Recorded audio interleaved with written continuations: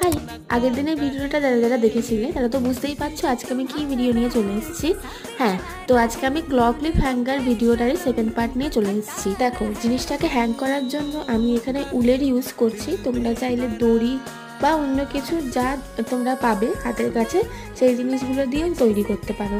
তো আমি এখানে yellow and white colour use করেছি।